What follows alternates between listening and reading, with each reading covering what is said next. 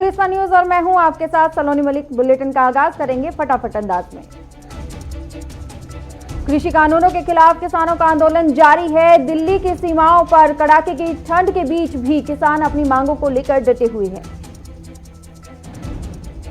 आज किसानों के धरना प्रदर्शन का 22वां दिन है। आज इस मसले पर सुप्रीम कोर्ट में लगातार दूसरे दिन सुनवाई होनी है। यूपी गेट पर आज करीब 10 खाप पंचायतों के किसान जुटेंगे। इस दौरान भारतीय किसान यूनियन के राष्ट्रीय अध्यक्ष नरेश टिकैत के नेतृत्व में बड़ी पंचायत कर आंदोलन को मजबूत करने के लिए रणनीति बनाई जाएगी। इसके साथ ही 18 दिसंबर को किसान एक बार फिर से भूख हड़ताल कर अपनी मांगों को लेकर सरकार के सामने रखेंगे। वहीं 20 दिसंबर को शहीद किसानों के सम्मान में श्रद्धांजलि सभा का आयोजन किया जाएगा। दिल्ली हरियाणा के सिंघू बॉर्डर पर किसानों के धरने में शामिल संत बाबा राम सिंह ने बीती रात खुद को गोली मारकर आत्महत्या कर ली। संत बाबा राम सिंह के पास से एक सुसाइड नोट भी सामने आया है, जिसके मुताबिक संत बाबा राम सिंह ने किसानों पर सरकार के जुल्म के खिलाफ आत्महत्या की है। संत बाबा राम सिंह की मौत पर कांग्रेस के पूर्व अध्यक्ष राहुल गांधी ने बाबा राम सिंह को श्रद्धांजलि देने के साथ मोदी सरकार पर निशाना साधा। राहुल गांधी ने कहा कि कई किसान अपने जीवन की आहुति दे चुके हैं। मोदी सरकार क्रूरता की हर हद पार कर चुकी है। वहीं कांग्रेस प्रवक्ता रणदीप सुरजेवाला ने भी शोक जताते हुए कहा कि हे राम, ये कैसा समय, ये कौन सा युग जहां संत भी व्यथित हैं। दिल्ली के मुख्यमंत्री अरविंद केजरीवाल ने कहा है कि संत बाबा राम सिंह जी की आत्मा को खबर बेहद पीड़ादायी है। इस दुख की घड़ी में उनके परिवार के प्रति संवेदना है। केंद्र सरकार ने एक पुस्तिका जारी की है, जिसमें मोदी सरकार का सिखों से कितना गहरा नाता रहा है, ये जताने की कोशिश की गई है। किसान आंदोलन के बीच मोदी सरकार ने गन्ना किसानों के बकाया भुगतान के लिए चीनी के अतिरिक्त स्टॉक को शून्य करने के लिए 60 लाख टन चीनी निर्यात करने का फैसला लिया है। मोदी सरकार 3500 करोड़ रुपए की सहायता राशि के जरिए चीनी मिलों पर बकाया के भुगतान के तौर पर सीधे 5 करोड़ किसानों के खातों में जमा कराएगी। मोदी सरकार इसे गन्ना किसानों को राहत देने का कदम बता रही है, लेकिन किसान संगठन इसे किसानों के ज्यादा चीनी मिल मालिकों को देने के राहत पैकेज बता रहे हैं। बीजेपी किसान सम्मेलन के जरिए किसानों को साधने में जुटी हुई है। इसी बीच आज बरेली में यूपी सीएम योगी आदित्यनाथ किसानों को संबोधित करेंगे। किसान वेलफेयर सोसाइटी पाली की याचिका पर राजस्थान हाई कोर्ट ने किसानों को एमएसपी नहीं मिलने के मुद्दे पर केंद्र और राज्य सरकार को नोटिस जारी किया है। केंद्रीय गृह मंत्रालय ने खालिस्तानी संगठनों और इससे जुड़े एनजीओ पर कार्रवाई के लिए एक टीम गठित की है, जो ऐसे संगठनों को मिलने वाली विदेशी फंडिंग साथ ही आतंकी गतिविधियों पर नजर रखेगी। प्रधानमंत्री नरेंद्र मोदी और उनकी बांग्लादेशी समकक्ष शेख हसीना ने आज वीडियो कॉन्फ्रेंसिंग के जरिए द्विपक्षीय चर्चा की। इस ऑनलाइन सम्मेलन के दौरान भारत और बांग्लादेश के बीच 55 साल बाद सीमा पार रेलवे लाइन बहाल करने को लेकर सहमति बनने पर चर्चा हुई। अमृतसर के अटारी बॉर्डर पर सीमा सुरक्षा बल के जवानों ने बीती रात घुसपैठ की कोशिश कर रहे 2 पाकिस्तानियों को ढेर कर दिया। जानकारी के मुताबिक कोहरे की आड़ में 2 घुसपैठी घुसने की कोशिश कर रहे थे, तभी बीएसएफ ने चेतावनी दी। चेतावनी के बाद फायरिंग शुरू हो गई, जिसमें मौके पर दोनों मारे गए। जम्मू कश्मीर के अनंतनाग जिले में सुरक्षा बल और आतंकियों के बीच मुठभेड़ हुई। इस दौरान घायल अवस्था में एक आतंकी को गिरफ्तार किया गया। बीजेपी के राष्ट्रीय महासचिव कैलाश विजयवर्गीय ने बड़ा बयान दिया है। विजयवर्गीय ने कहा है कि मध्य प्रदेश में कमलनाथ सरकार गिराने में अगर किसी की महत्वपूर्ण भूमिका थी तो वो नरेंद्र मोदी की थी।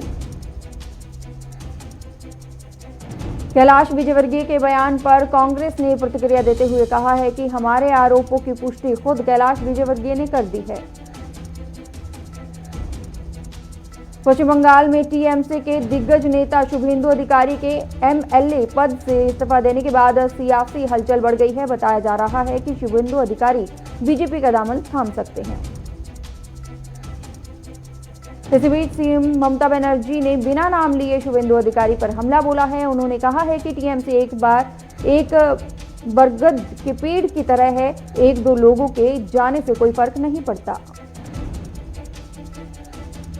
दिल्ली सरकार राज्य में रहने वाले बेघर लोगों के लिए जल्द ही फ्लैट आवंटन की प्रक्रिया शुरू करेगी। सीएम केजरीवाल ने इस संबंध में सत्येंद्र जैन और ड्यूसिब के अधिकारियों के साथ महत्वपूर्ण समीक्षा बैठक की। सीएम ने ड्यूसिब को निर्देश दिया कि अभी तक जितने फ्लैट बन चुके हैं उन फ्लैट को पात्र झुग्गी में रह रहे लोगों को जल्द से जल्द आवंटित किया जाए। सीएम योगी जेवर में बनने वाले देश के सबसे बड़े जेवर एयरपोर्ट के डिजाइन लोगों के नाम पर कल सुबह मुहर लगाएंगे।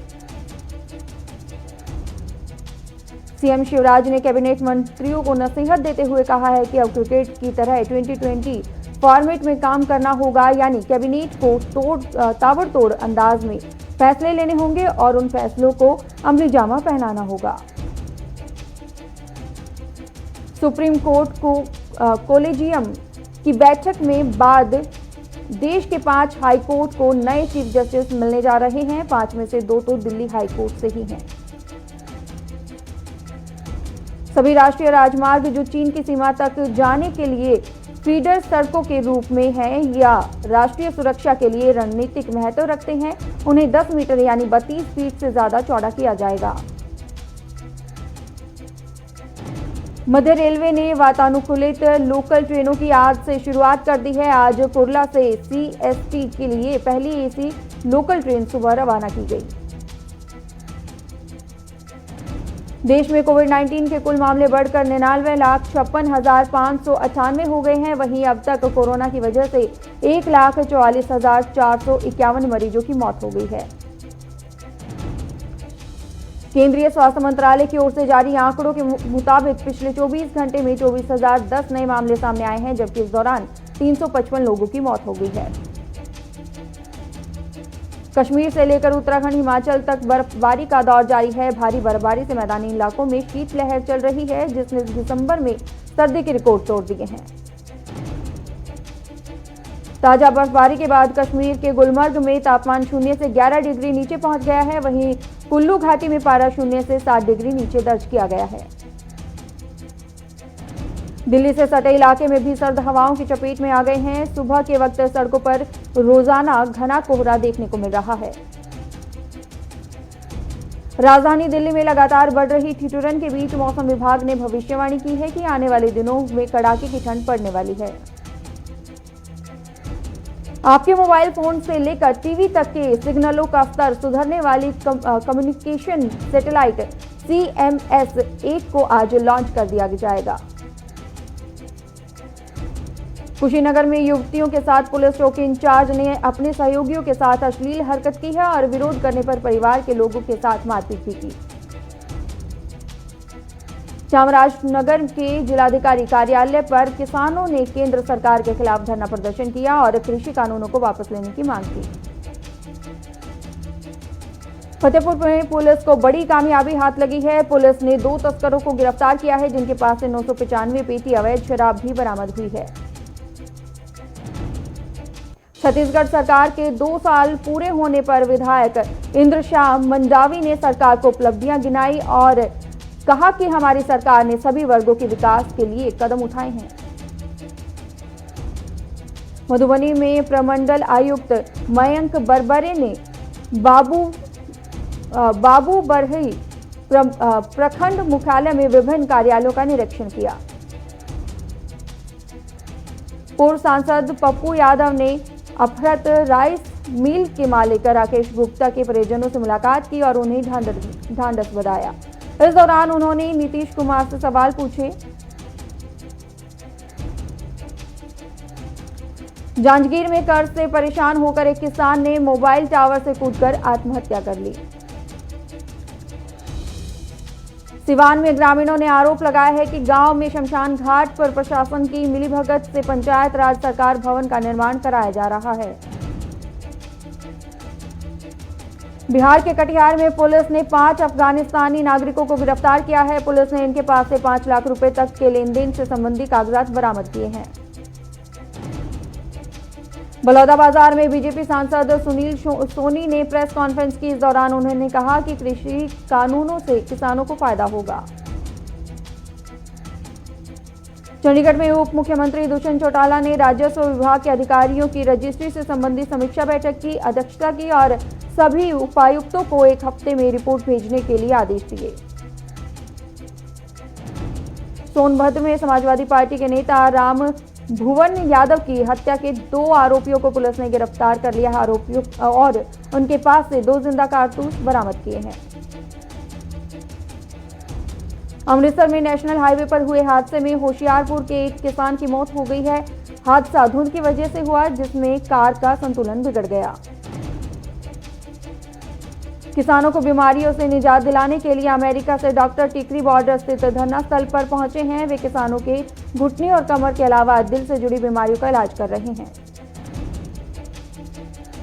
कांग्रेस विधायकों ने स्पीकर पर बीजेपी कार्यकर्ता के रूप में काम करने का आरोप लगाया है। इसके अलावा कांग्रेस विधायकों ने सरकार से 1500 करोड़ रुपए के पब्लिसिटी खर्च पर स्पष्टीकरण मांगा है। हरियाणा विधानसभा अध्यक्ष ज्ञानचंद गुप्ता ने पंचकुला नगर निगम चुनाव को लेकर कांग्रेस विधायकों की ओर से की जा रही बयानबाजी को निराशाजनक बताया है। कहा है कि विरोधी टिप्पणी करने से पहले अपने गिरबान में झांके। हरियाणा के उप मुख्यमंत्री दुष्यंत चौटाला ने भारतीय राष्ट्रीय राजमार्ग प्राधिकरण के तहत प्रदेश में बनने वाले विभिन्न प्रोजेक्ट्स की समीक्षा की। हथनी के वीरशैव पंचमशाली भवन में निर्माण कार्य की नींव डाली गई। बता दें कि पंचमशाली समुदाय की पिछले 20 सालों से मांग थी कि समुदाय भवन बने। चामराजनगर जिला कोर्ट के चीफ जस्टिस सदाशिव सुल्तानपुरी ने लोक अदालत शुरू करने का संकेत दिया है।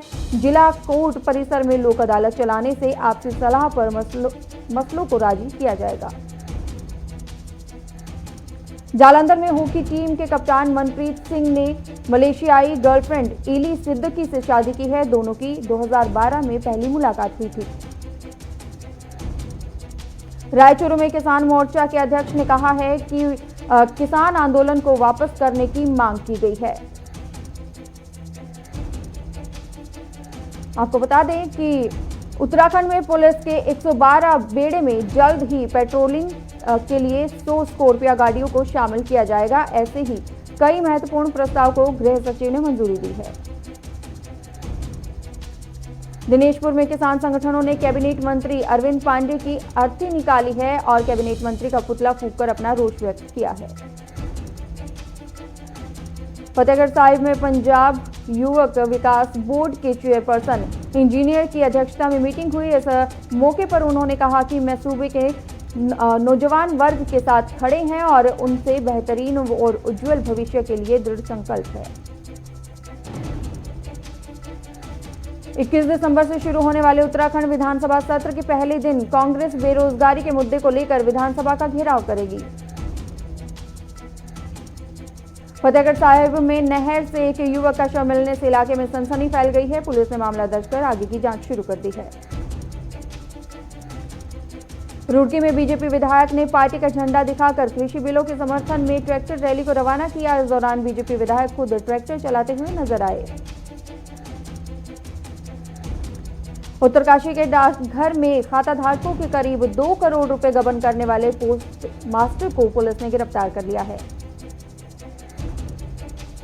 बीजेपी सांसद श्वेता मलिक ने कहा है कि कृषि कानून किसानों के हक में है। सुखबीर और हरसिमरत को राजनीतिक रोटियां सेकने का काम कर रहे हैं। दिल्ली के उप मुख्यमंत्री मनीष सिसोदिया 18 और 19 दिसंबर को हरिद्वार और देहरादून के दौरे पर रहेंगे। सेंसेक्स 108 अंकों की तेजी के साथ 46,774 पर और निफ्टी 31 अंकों की तेजी के साथ 13,713.55 पर खुला है। घरेलू शेयर बाजार की मजबूती से ₹5 की तेजी के साथ 73.58 रुपए प्रति डॉलर पर बंद हुआ। व्हाट्सएप ने डिजिटल पेमेंट सेवा शुरू कर दी है। इसके लिए कंपनी ने देश के प्रमुख 4 बैंकों के साथ साझेदारी की है। इंस्टाग्राम ने भारत में इंस्टाग्राम लाइट ऐप लॉन्च किया है। ये ऐप एंड्रॉयड फोन यूजर्स के डाटा की बचत करेगा। क्रिप्टो करेंसी बिटकॉइन इस साल रिकॉर्ड लेवल पर पहुंच चुका है। इसमें 4.5% की बढ़ोतरी हुई है और इसके साथ ही बिटकॉइन की कीमत 15 लाख रुपए प्रति यूनिट पर पहुंच गया है। आरबीआई के गवर्नर शशिकांत दास ने कहा है कि साइबर सिक्योरिटी और डेटा प्रोटेक्शन से जुड़े मुद्दों को सुलझाना आवश्यक है। उन्होंने वित्तीय समावेश के लिए इसे जरूरी करार दिया है। अमेरिका ने भारत के प्रति सख्त रुख दिखाए हैं। भारत को करेंसी मैनिपुलेटर्स यानी मुद्रा में हेरफेर करने वाले देशों की निगरानी सूची में डाल दिया है। देश के निर्यात में नवंबर में बड़ी गिरावट दर्ज की गई है। नवंबर में ये 8.74 गिरकर 23.52 करोड़ डॉलर के मूल्य के बराबर पहुंच गया। आईएलओ की रिपोर्ट के अनुसार एशिया प्रांत क्षेत्र में कोरोना महामारी से 81 मिलियन लोगों ने अपनी नौकरी गंवाई है। 4 साल बाद सरकार एक बार फिर से टेलीकॉम स्पेक्ट्रम की नीलामी करने वाली है। ये नीलामी मार्च में ही की जाएगी। दुनिया भर में कोरोना संक्रमितों का आंकड़ा 7 करोड़ 45 लाख के पार पहुंच गया है, जबकि कोरोना की चपेट में आने से 16,54,000 से ज्यादा लोगों की मौत हो चुकी है।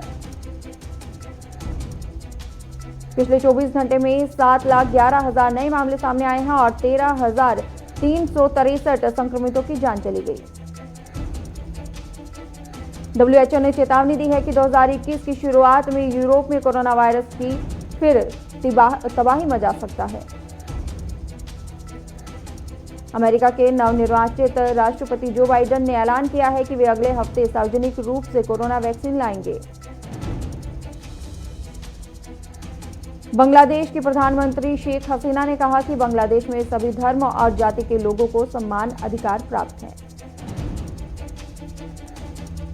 ईरान के राष्ट्रपति हसन रूहानी ने अमेरिका के राष्ट्रपति डोनाल्ड ट्रंप की कुर्सी जाने पर खुशी जाहिर की है। रूहानी ने कहा है कि कानून न मानने वाले आतंकी ट्रंप व्हाइट हाउस छोड़ रहे हैं। रूस के एक वृद्धाश्रम में आग लगने से 11 बुजुर्गों की आग की चपेट में आने से मौत हो गई। पाकिस्तान के प्रधानमंत्री इमरान खान के मार्च 2021 के बजाय फरवरी में सीनेट चुनाव कराने के फैसले को पाकिस्तान पीपल्स पार्टी ने असंवैधानिक करार दिया है।